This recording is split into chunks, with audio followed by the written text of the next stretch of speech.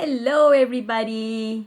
Yay! Here we are again for another session. And today we are going to discuss chapter 7 of the book Ask and It Is Given. It's been so much fun these last few days.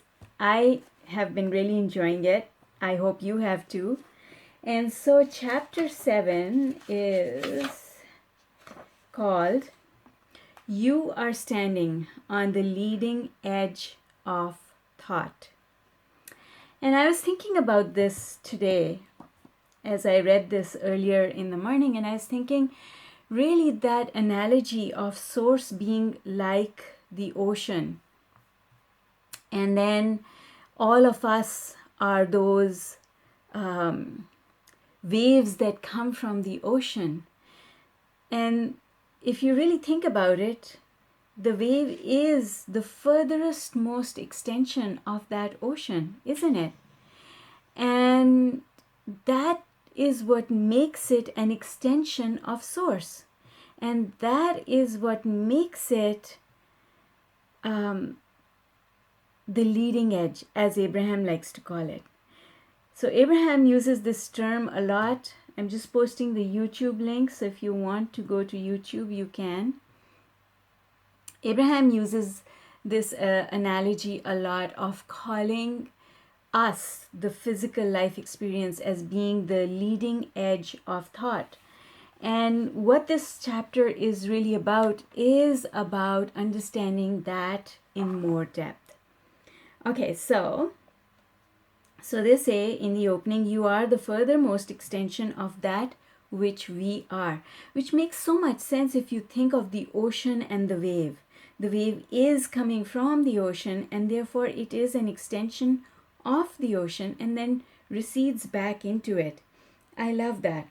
Now, what really caught my attention in this particular chapter is the whole discussion about mass summoning of energy.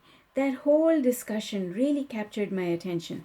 So Abraham says, as every person on your planet is having experiences that are causing their desires to be born, a sort of mass summoning is occurring, which literally equals the evolution of your planet.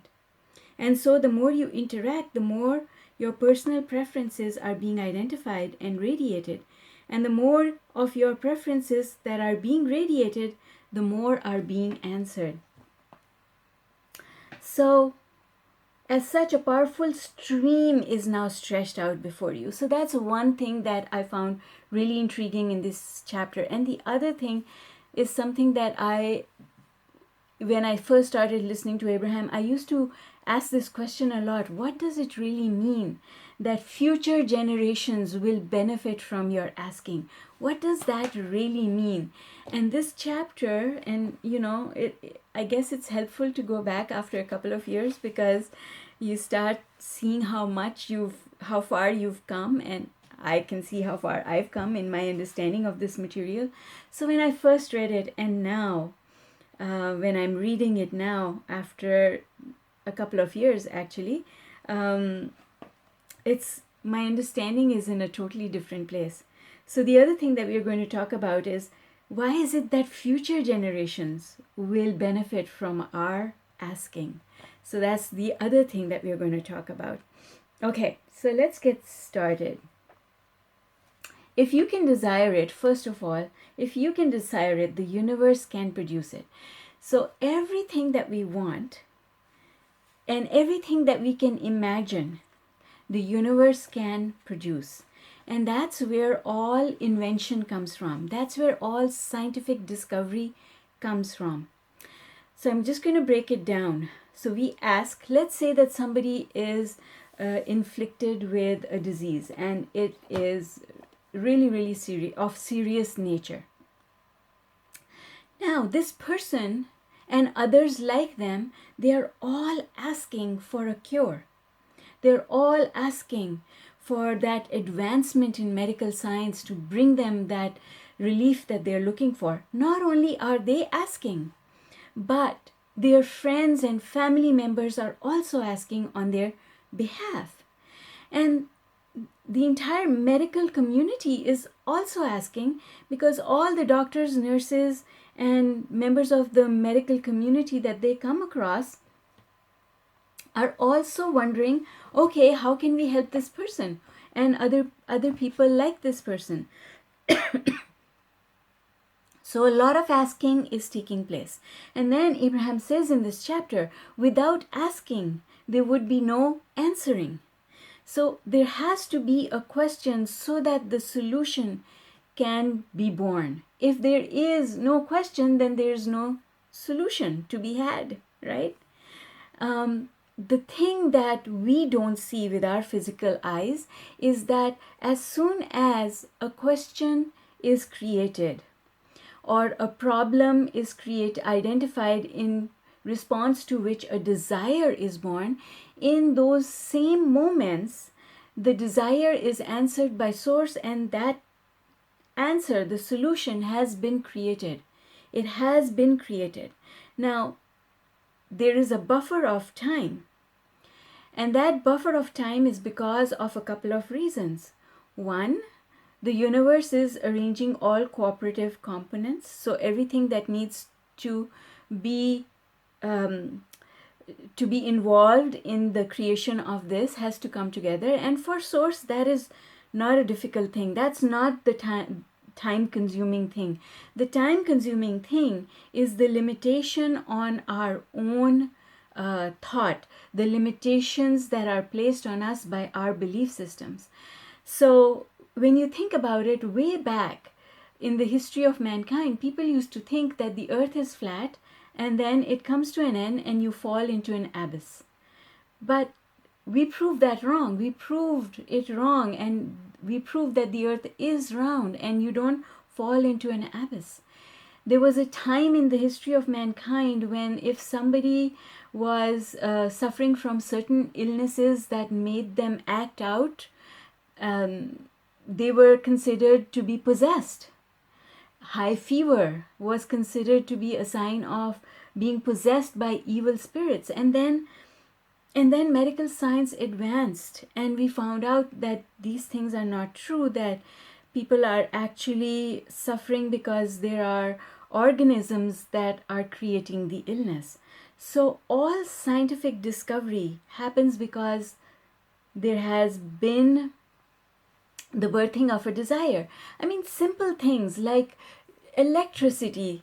I'm pointing at my light up here, and the furniture that we sit on and lie down on and use day to day, and the cars that we get into, all of these came as solutions. They were all developed in as an answer to the asking of a lot of people who were asking for those things.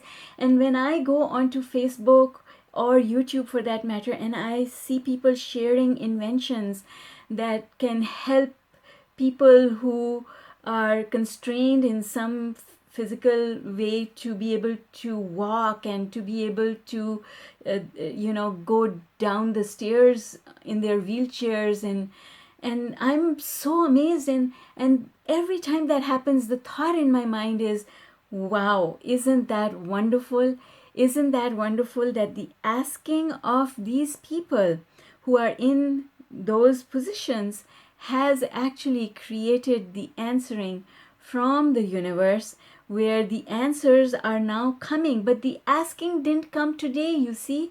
And that's what I want to point out to you, is that the answer was created long ago, but it could not be manifested until mankind was able to come up in their understanding of how things work, to be able to develop these things.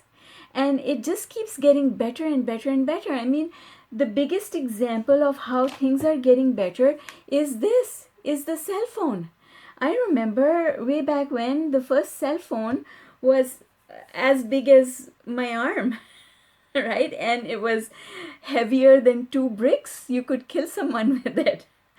And now there are these tiny little things, and these tiny little things are actually so powerful. And then they put the camera in it. What a clever thing to do, to put a camera in the cell phone, right?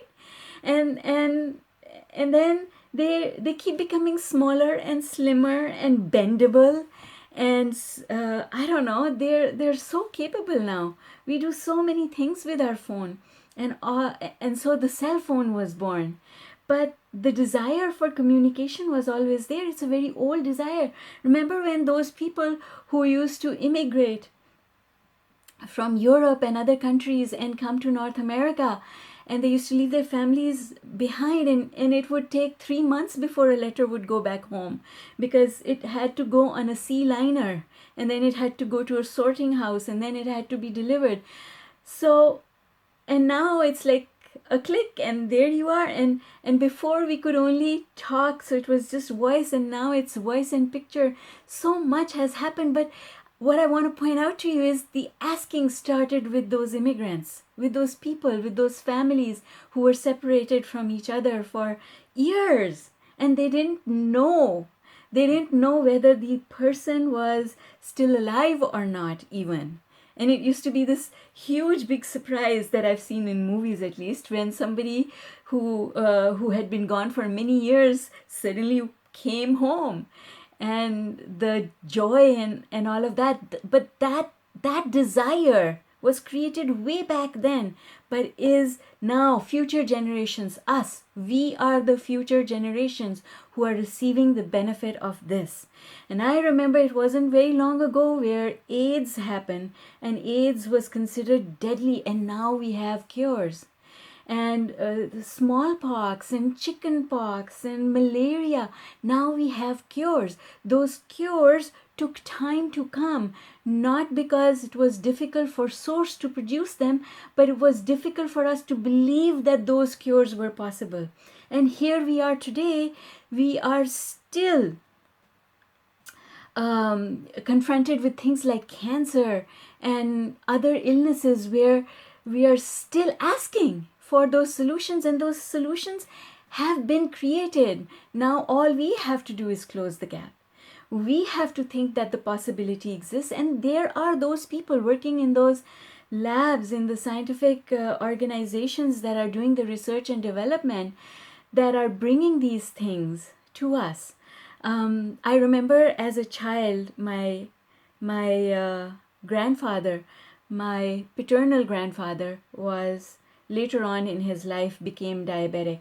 And I remember that it used to scare me as a child to see the syringes and the needles that he used to use in order to give himself insulin. And now I look at the needles, and they're so tiny, and they're so fine.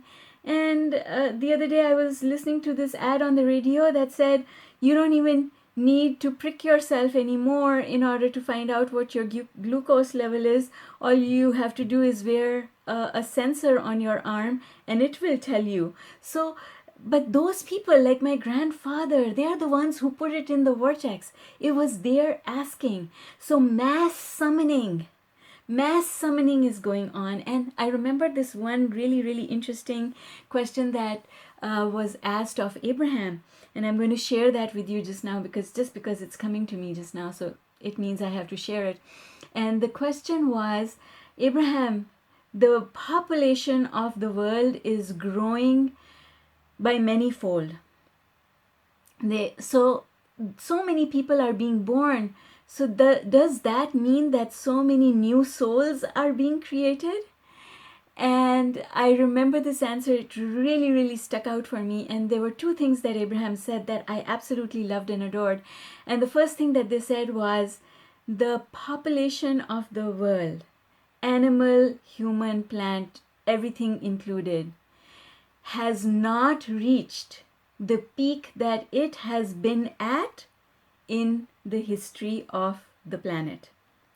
So that really, I paid attention to that. I was like, really? There have been civilizations in the history of the world that were more populated than what we have going on just now? And then the second thing that Abraham said was that source has the ability, it's one source. it's that one ocean. That one ocean, it's not difficult to create more waves. So it's not more souls are being born, it's just more extensions of that ocean, more extensions of that energy that we call source are being pointed on earth. And I thought that was interesting, and I don't know why I shared it with you, but I'm in the flow, so it came and here it is. And I guess the reason I shared that is also coming to me now, and that's where that mass summoning comes in. Because as the population of the world grows and each one of us have desires being birthed, then each one of us is pulling that energy from the ocean. Each wave is pulling the ocean forward before it recedes back into it. And that's what that mass summoning is all about. More and more desires are being created, and we've reached this point where you can see that there are these people who are so poor, and there are these people who are really struggling, and there's so much unhappiness and hardship in the world. Those people who are going through that, they are really summoning, because the depth of that desire is creating momentum, means acceleration. They are really pulling. But what's happening is they are really pulling because they really, really want the solution, but they also have beliefs that are intervening and not letting them get to those solutions. So the energy comes and then it hits the block of this belief. But what happens is the future generation can find a way either around these beliefs or just break the beliefs down brick by brick. And now that belief is not there anymore. So now when you summon the energy, it's going to go through all the way, and that solution is going to emerge. So this is how mass summoning happens, but the generation that summons it is usually not the recipient of the solution. Although I have to say, in my case, my generation has been the recipient in our lifetimes of many solutions, many things that we asked for. Because as a child, Star Trek was one of my favorite programs, and so many of those things that were that tickled our imaginations in that program, and we all focused on them, and we all thought they were neat. And we all thought about them with joy, not with the absence of joy. We all thought about them with joy. And so now those communicators are our cell phones, and the medical technology is evolving and it's coming to us. And so there was a mass summoning, but it was not a mass summoning through struggle and strife. It was a mass summoning through joy. And that is why it has come to us in our generation. We are the recipients of those things. But when a generation focuses on something that a lot of people in that generation want, but are not able to allow because it's not joyous, they're feeling the pain of it, then the solutions cannot come. And I'm going to say this with a lot of emphasis and a lot of excitement, which is coming to me so fast just now that I can't keep up with my words. I can't keep up with the thoughts that are coming. But that is what we're doing when we talk about the pollution problem and preserving the earth and nature and all that stuff that we talk about, water not running out and minerals running out and depleting our resources. The solutions are there. The depletion does not need to happen. But what all of us are doing, well, maybe not all of us, what a lot of us are doing is that we are asking. So the solution's already there and the energy is being pulled, but our generation is not going to get the benefit of it. So stop it. Stop it. Take your attention away from those people who are well-meaning but not well-knowing, not well-understanding, who want the earth to thrive, who want to see the trees thrive, who want to see the rivers and the oceans and the animals that live in them thrive, who want to see well-being for this planet, but they're not focusing on the solution. And so they are summoning and they are summoning and they're summoning, and they have to relax and let go in order for it to come. But the most wonderful thing about it is that one person who is connected to the stream is more powerful than millions who are not. And so you can be that spark. You, my friend, who are listening just now, you can be the spark in your community where you live. You can be that spark who refuses to focus on the problem, who every time you see the problem being talked about, you need to say, I know the solution is there, and I know that the universe has the wherewithal to bring it to us, and so I'm going to trust in the power of the universe. And stop participating. I have dearest friends, so many wonderful friends who have shared this law of attraction journey with me over so many years, who will I will still see them post on Facebook, so and so pharma did this and we should all sign this petition, or we don't like this politician, so let's go vote for someone else. But it doesn't work like that.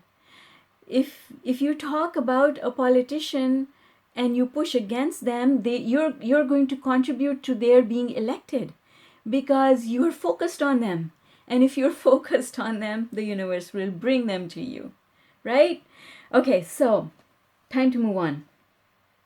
Okay, so and then what Abraham is saying, every time an advancement happens, so they say the words are on page 34, because your ability to reach for more expands with each achievement that came before. The expansion may feel breathtaking to those just coming to understand the power of it, but may feel absolutely normal to those who have already come to understand and expect well-being. And I just want to touch on these words. Your ability to reach for more expands. Your ability to reach for more expands. It's like we landed on the moon. We sent a rocket to the moon, and then our desire expanded and we wanted to go to Mars. And then we sent missions to Mars, and now we want to go to Jupiter, right? So our desires are constantly expanding, and that's an example for mass consciousness. So the world feels that way, but in you in your house feel that way, because here I am, I absolutely love and adore my house, but I want to make changes to it. I want to redo the kitchen. I would like a new kitchen, please. Yes, right? Desire always expands. Am I unhappy with my existing kitchen? No, but I would like a nice shiny new one, please. Right? So our desire, we are constantly hatching new desires. There was a time, I remember, when my parents built their house and they got kitchen counters, formica on their kitchen counters. That was amazing. It was like, wow, this was the newest thing, right? And now we want granite countertops, and it's come such a long way. And there's so many materials. I am amazed when I go to a building and construction store. My father was an engineer, and he used to love tools and equipment and building materials, and every time I go to a store like that, I'm always thinking, oh my God, he would go crazy in those places, because there's so much. And as a child, I've seen how things have evolved in that industry. And I tell you, wow, what a long way we've come. And all of that is in response to the asking of those engineers and those tradespeople who have been asking for easier, better, cleaner, nicer ways of doing things, speedier ways of doing things. So new things keep coming up, and new desires still keep being born, because when you have one gadget, now you want the next one. We got the computers, then we wanted the cell phones. Now we have our cell phones, now we want apps for our cell phones. It's crazy and it's never ending. And that's what Abraham says is it is never ending.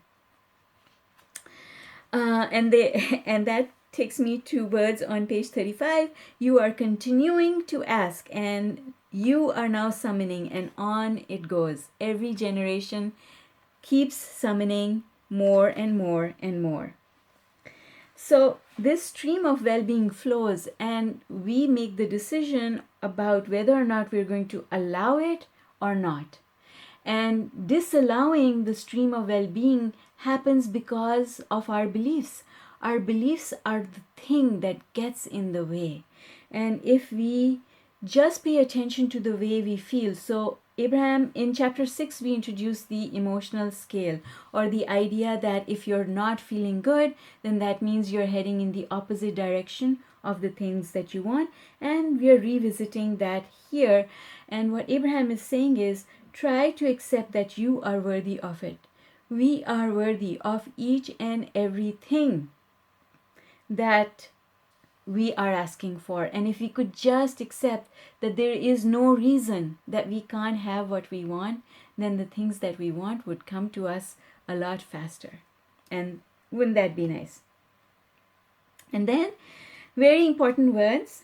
And while those around you may influence you more or less to allow or not allow that stream, it is ultimately all up to you. And the way I explain it is, you can either be a sponge or you can be a duck. So if people tell you things and you absorb them, then you're a sponge. And you absorb all of that, and if you're a sponge sitting on the top of a body of water, you're going to absorb all of the water and sink. And then you don't have the ability to come back out on your own. A duck, doesn't matter what you throw at the duck just paddles away. She paddles away happily, nothing bothers her. So ultimately it is up to you, up to me, up to all of us to decide whether or not we want to be a duck or a sponge. And that and many other analogies are in this book, Thrive. This book contains 42 diagrams that explain law of attraction in a stepwise fashion. And you can find that on Amazon. If you are interested, I will post the link below. Okay, so then Abraham says, when you drive your vehicle from one place to another, you know that you have a destination. You don't expect to get there like that, even though that transporter from Star Trek one day will be a reality. But in our time-space reality for just now, if we are going somewhere, we understand that it's going to take time. And we have to understand that for all our desires, we have to understand that we spend most of our time on our way to a desire and very little time at the destination. Because when you achieve a desire, you give birth to another desire. That's what life and living is all about, right? And that's why we never stop wanting, and that's why wanting more and more and more and more is what keeps the universe going. That is the life of the universe. If there was no wanting, if all wanting came to an end, then there would be no life. There would be no planet Earth. And then Abraham says, don't worry about it, because that is never going to happen, because even a rock has consciousness. Not the same level of consciousness, but even a rock has consciousness, because whatever is matter is energy, and whatever is energy is summoning more energy to itself. So that's why Abraham says, you are in the perfect position to get there from here. Wherever you are, you can start from here. Do the vibrational work. Do the work to talk yourself out of your old beliefs and into new empowering beliefs. And when you do that, it's simply switching from I don't know when that will happen to saying I know it will happen. Not my job to make it happen, and just leave it at that. Hand everything over to the universe. That is the best way for us to do to live life and to be happy, because when you do that, now you don't have to worry. You don't have to worry how it's going to come about. You don't have to think about who's going to bring it. You don't have to think about when is it going to happen, because whenever it happens will be the perfect timing for it to happen. All right, folks, that is the end of this chapter. I hope you enjoyed this as much as I did. And we'll be back tomorrow night at 8 p.m. with chapter 8. Bye for now.